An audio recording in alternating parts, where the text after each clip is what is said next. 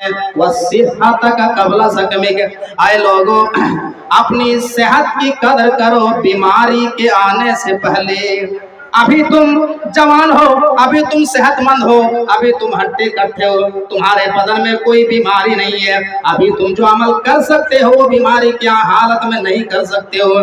क्या तुम उस वक्त के आने का इंतजार कर रहे हो जब तुम बीमार हो जाओगे, जब तुम कैंसर की बीमारी में मुब्तला हो जाओगे और तुम चारपाई में पड़े रहोगे, जब तुम टीबी की बीमारी में मुब्तला होकर के चारपाई में पड़े रहोगे, तुम इबादत नहीं कर सकते हो, तुम सिर्फ मलाल करोगे, अफसोस करोगे। मेरे प्यारे साथियों जरा गौर कीजिए, या फिर तुम्हारा कहीं हादसे में तुम्हारा एक्सीडेंट हो जाएगा, तुम्हारा पैर टूट जाएगा और तुम्हारे पैर में प्लास्टर चढ़ा रहेगा और तुम अपने बिस्तर में सोए हुए रहोगे, और जब लोग जब आज़ान की आवाज सुनकर के मस्जिद की तरफ जाएंगे तो इंसान रोएगा कि काश मेरा पैर सही होता, मेरी तबीयत सही होती तो मैं भी अल्लाह रब्बुल आलमीन की बारगाह में जा करके इबादत करता, मैं भी नमाजें पढ़ता, मैं भी रोजे रखता, मैं भी क़यामुल लैल करता। इंसान अफसोस करेगा, लेकिन वो पछताने से इंसान को कोई नफा पहुंचने वाला नहीं है। मेरे भाइयों, आज कितने ऐसे लोग हैं जिसके पास लाखों करोड़ों रुपए होने के बावजूद भी, लाखों रुपए होने के बावजूद, करोड़ों रुपए होने के बावजूद भी वो खाने के लिए तरसते हैं, वो पीने के लिए तरसते हैं। कितने ऐसे हजरात हैं जिसके जेब में बहुत सारे पैसे हैं लेकिन वो मिठाई नहीं खा सकता है, वो चीनी की चाय नहीं पी सकता है, वो चावल नहीं खा सकता है। क्या है? वो शुगर के पेशेंट हैं, उसको फला बीमारी है, चाह करके भी इंसान नहीं खा पाता है, चाह करके भी इंसान तड़पता है। मेरे भाई, तो क्या तुम उस वक्त के आने का इंतजार कर रहे हो? तो अल्लाह के नबी ने फरमाया, ऐ लोगों अपनी सेहत की कदर करो बीमारी के आने से पहले। सेहत बहुत बड़ी अल्लाह तबारक व तआला की तरफ से दी हुई नेमत है। नंबर 3, अल्लाह के नबी फरमाते हैं वगिना का कबला फकरिक, आए लोगों अपनी अमीरी की कदर करो गरीबी के आने से पहले। अभी तुम्हारे पास माल है, अभी तुम्हारे पास दौलत है, अभी अल्लाह ने तुम्हारे ऊपर रिस्क की फरावानी दी है, अल्लाह ने तुम्हारे ऊपर माल की फरावानी दी है। अभी जितना तुम अल्लाह के रास्ते में खर्च कर सकते हो उतना खर्च कर लो, जितना तुम फी सबीलिल्लाह में मदरसा में ताउन कर सकते हो उतना कर लो, जितना तुम मस्जिद में ताउन कर सकते हो उतना कर लो। क्या तुम उस वक्त के आने का इंतजार कर रहे हो जब तुम्हारा माल लुट जाएगा, जब तुम्हारे माल बर्बाद हो जाएंगे, तुम्हारी रोजी तंग कर दी जाएगी? क्या तब तुम अल्लाह रब्बुल आलमीन के रास्ते में खर्च करोगे? नहीं कर सकते हो। आज इंसान के पास जब अचानक दौलत आती है तो बहुत जल्दी इंसान के पर निकल आते हैं, चलने की स्टाइल बदल जाती है, बातचीत करने का लहजा बदल जाता है इंसान का। मेरे भाइयों, नबी अकरम जनाब मोहम्मद रसूलुल्लाह सल्लल्लाहु अलैहि वसल्लम की जिंदगी पर नजर डालो। इमाम कायनात जनाब मोहम्मद रसूलुल्लाह की जब शादी हुई 25 साल की उम्र में किससे शादी हुई? 40 साल की औरत से शादी हुई जिनका नाम हजरत खदीजा रज़ी अल्लाह तआला अन्हा है, और वो औरत मक्के की सबसे अमीर औरत थी, सबसे मालदार औरत थी। जब नबी अकरम से शादी हुई हजरत खदीजा ने अपना सारा माल, सारी दौलत, सारे रुपए, सारे दिनार नबी अकरम जनाब मोहम्मद रसूलुल्लाह सल्लल्लाहु अलैहि वसल्लम की खिदमत में डाल देती है।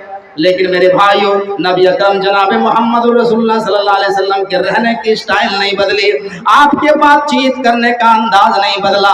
मेरे भाइयों, ऐसे ही नबी अकरम जनाब मोहम्मद रसूलुल्लाह सल्लल्लाहु अलैहि वसल्लम के बारे में वेदों में कहा गया, श्रीमद् भागवत महान पुराण में कहा गया, स्कंद 12 अध्याय 2 में, आसिना साधुत मडम षडेश्वर्या गुणान्विता, अंतिम महर्षि जो दुनिया के अंदर आएगा वो साधुओं की तरह अपनी जिंदगी गुजारेगा, वो साधुओं की तरह अपनी जिंदगी बसर करेगा। मेरे भाइयों, साधु किसको कहते हैं? साधु किसको कहते हैं? जो जंगल में चला जाए और बीवी बच्चे से कट जाए, रबानियत इख्तियार कर ले, उसको साधु नहीं कहते हैं। मेरे भाइयों, साधु तो उसको कहते हैं जिसके पास बहुत सारा माल हो, बहुत सारी दौलत हो, लेकिन उस दौलत को उसने अपने ऊपर खर्च ना किया हो, बल्कि उन्होंने लोगों में, जरूरतमंद में, गरीबों में, मिस्कीनों में, फकीरों में बांट दिया हो। बताइए मेरे भाइयों, साधु की परिभाषा में पूरा कौन उतर रहा है? आखिरी नबी के पास माल की कमी नहीं थी, आखिरी नबी के पास माल की कमी नहीं थी। हजरत खदीजा ने सारा माल नबी अकरम के कदमों में डाल दिए, लेकिन नबी अकरम के रहने की स्टाइल नहीं बदली। आप जिसमें खाते थे उसी में खाते रहे, आप जिसमें सोते थे उसी में सोते रहे, आप जिस तरीके से बातचीत किया करते थे आप उसी तरीके से बातचीत करते रहे, आपके रहने सहने की स्टाइल नहीं बदली। इब्ने माजा उठाओ मेरे भाइयों, और इस हदीस को अपने सामने रखो और ये अंदाजा लगाओ कि आज हमारे पास जब माल की फरावानी आती है तो हम किस तरीके से लहजा बदल देते हैं। नबी अकरम के पास एक आदमी आता है, इब्ने माजा की रिवायत है, नबी अकरम के पास एक आदमी आता है और आने के बाद अल्लाह के नबी से कुछ बातचीत करना चाहता है, लेकिन डर के मारे वो नहीं कह पा रहा है, डर के मारे वो बात नहीं कर पा रहा है, वो कांप रहा है, वो बहुत डर रहा है, वो अपनी बात को मुंह से निकाल ही नहीं पा रहा है। अल्लाह के नबी ने फिर पूछा, अरे बोलो क्या बात है, बोलो क्या कहना चाहते हो, तुम्हारा क्या मसला है? वो इंसान फिर दोबारा कोशिश करता है, लेकिन दूसरी मर्तबा भी उसके बदन में कपकपी तारी हो जाती है, बात नहीं कर पाता है। अल्लाह के नबी ने कहा, है मेरे भाई डरने की जरूरत नहीं, बिल्कुल डरने की जरूरत नहीं, बोलो बिला झिझक बोलो तुम्हारा क्या मसला है, तुम्हारी बातों को हम बिल्कुल सुनेंगे, तुमको डरने की जरूरत नहीं है, घबराने की जरूरत नहीं है, बिला झिझक बोलो। वो आदमी फिर तीसरी मर्तबा कोशिश करता है, लेकिन जैसे ही वो बोलने के लिए तैयार होता है, फिर उसके बदन में कपकपी तारी हो जाती है, वो अपनी बात को कह नहीं पाता है। तब अल्लाह के नबी सल्लल्लाहु अलैहि वसल्लम ने किस तरीके से समझाया, गौर करो मेरे भाइयों, किस तरीके से इमाम कायनात ने अपने आप को दुनिया वालों के सामने पेश किया। फरमाया, अरे मेरे भाई तुम मुझसे क्यों डर रहे हो?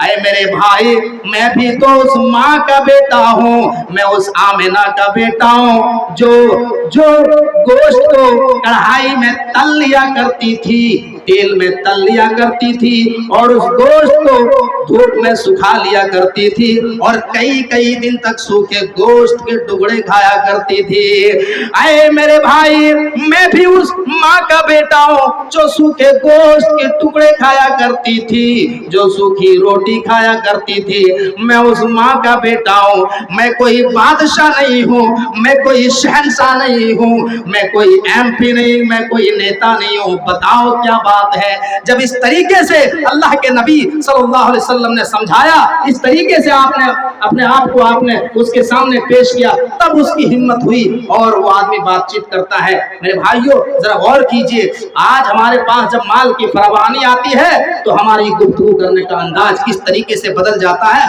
आप सोच सकते हैं। हम जमीन में कितना अकड़पना दिखाते हैं। मेरे भाइयों कुरान में अल्लाह रब्बुल आलमीन कहता है, सूरह लुकमान उठाओ आयत नंबर 18-19 उठाओ, वला तुसइर खत्तक लिन्नास वला तमशी फिल अर्दि मरहा इन्नल्लाह ला युहिब्बु कुल्ल मुख्तालिन फखूर। हजरत लुकमान अपने बेटे से कह रहे हैं, आए मेरे प्यारे बेटे, जब तुम सड़कों में चलो तो लोगों से गाल फुला करके ना चलना, जमीन के ऊपर अकड़ करके ना चलना। बेशक अल्लाह तबारक व तआला तकब्बुर करने वाले को पसंद नहीं करता है। इन्नल्लाह ला युहिब्बु कुल्ल मुख्तालिन फखूर, अल्लाह तकब्बुर करने वाले को पसंद नहीं करता है। मेरे भाइयों जरा गौर कीजिए, अल्लाह रब्बुल आलमीन ने अगर आपको माल की फरमानी दी है, अगर आपको रिस्क अता किया है, अगर आपको बहुत ज्यादा माल अता किया है, तो ये आप मत सोचो कि ये हमारा बकौती है। मेरे भाइयों अल्लाह तबारक व तआला तुम्हें आजमाना चाहता है, अल्लाह तुम्हारा इम्तिहान लेना चाहता है। आज से तकरीबन 15-20 साल पहले ATM का जमाना नहीं था, पासबुक खाते का जमाना नहीं था। अदर कंट्री से जो पैसा आता था, हमारा भाई या हमारा बाप या हमारा चचा बाहर अदर कंट्री में सऊदी दुबई में रहता था, तो वो किस तरीके से पैसे भेजते थे, वो पोस्ट ऑफिस डाक में मनी ऑर्डर करते थे, और डाकिया जो है हमारे घरों में लेकर के मनी ऑर्डर को लेकर के आता था कि 10,000 का मनी ऑर्डर आया है, 20,000 का मनी ऑर्डर आया है, 50,000 का मनी ऑर्डर आया है। अब जरा ये बताओ कि अगर वो डाकिया जो है लोगों की अमानत में खयानत कर जाए और कहते कह रहे ये तो 50,000 का मनी ऑर्डर, ये तो हमारा पैसा, हमको क्या उसके घर में देने की जरूरत है, टूटी साइकिल में हम चल रहे हैं, साइकिल को लात मारता है, शोरूम में जाता है, बेहतरीन गाड़ी खरीदता है और जो है उसके पैसे को हड़प कर लेता है। तो बताओ मेरे भाइयों, गवर्नमेंट ऐसे अमानत में खयानत करने वाले डाकिये को, स्टाफ को, क्या वो अपनी नौकरी पर रखेगी? आप ईमानदारी से बताइए, नहीं रखेगी। या तो उसको सस्पेंड कर देगी या फिर उसको नौकरी से ही निकाल देगी, क्योंकि तू लोगों की अमानत में खयानत करता है। ऐसे ही अल्लाह तबारक व तआला ने अगर तुम्हें माल की फरावानी दी है, अगर तुम्हें रिस्क दिया है, तो अल्लाह तुम्हें आजमाना चाहता है। अल्लाह तुम्हें एक पोस्टमैन की हैसियत से दुनिया में भेजा है। ये अल्लाह देखता है कि तुम्हारे बगल में कौन परेशान हाल है, कौन किसके घर में चूल्हा जला या नहीं जला है, कौन परेशान हाल है। ईद के मौसम में, ईद के टाइम में किसके घर में कपड़ा आया या नहीं आया, सेवई के डब्बे उसके घर में आया कि नहीं आया, तुम्हें पता लगा करके उसके घर में कपड़े पहुंचाना पड़ेगा, सेवई के डब्बे पहुंचाना पड़ेगा। उनकी परेशानी हाल में आपको साथ देना पड़ेगा, आपको हेल्प करना पड़ेगा, तब आप कामयाब हैं। नहीं तो मेरे भाइयों, अल्लाह अगर माल को देना जानता है तो छीनना जानता है। तो आप यही बात अल्लाह के नबी कह रहे हैं, वगीना का कबला फकरिक, आए लोगों अपनी अमीरी की कदर करो गरीबी के आने से पहले। आप अल्लाह का शुक्र अदा करें कि अल्लाह ने आपको माल अता किया है। अभी आप जितना अल्लाह के रास्ते में खर्च करना चाहें आप खर्च कर लें, वरना आपका माल जब लुट जाएगा किसी हादसे में, अल्लाह किसी भी तरीके से माल को बर्बाद कर सकता है। मेरे भाइयों, अभी आपने देखा किस तरीके से इजराइल फलस्तीन के ऊपर जुल्म कर रहा है, किस तरीके से बड़ी बड़ी बिल्डिंगों को तबाह कर रहा है, बड़े बड़े सरमायादार लोगों की बिल्डिंगों को, उनके घरों को निस्तनाबूद कर दिया जा रहा है, उनके छोटे छोटे बच्चे मारे जा रहे हैं, उनके सारे माल, सारी दौलत जमीन में मिल गई। मेरे प्यारे साथियों, हालात कब बदल जाए कोई नहीं कह सकता है, हालात कब चेंज हो जाए कोई कुछ नहीं कहा जा सकता है। इसलिए अल्लाह तबारक व तआला ने तुम्हें जिस हाल में अभी रखा है, अल्लाह ने तुम्हें माल दिया है, तुम्हें दौलत अता किया है, तो तुम अल्लाह रब्बुल आलमीन के रास्ते में खर्च कर लो, वरना अल्लाह तबारक व तआला की तरफ से ये बहुत बड़ी आजमाइश है, ये बहुत बड़ा इम्तिहान है मेरे भाइयों। इसलिए अल्लाह ने कुरान में कहा है कि तुम्हारा माल तुम्हारे लिए आजमाइश है, तुम्हारे लिए फितना है। या अय्युहल्लज़ीना आमनू ला तुल्हिकुम अमवालुकुम वला औलादुकुम अन ज़िक्रिल्लाह व मन यफ़अल ज़ालिका फउलाइका हुमुल खासिरून।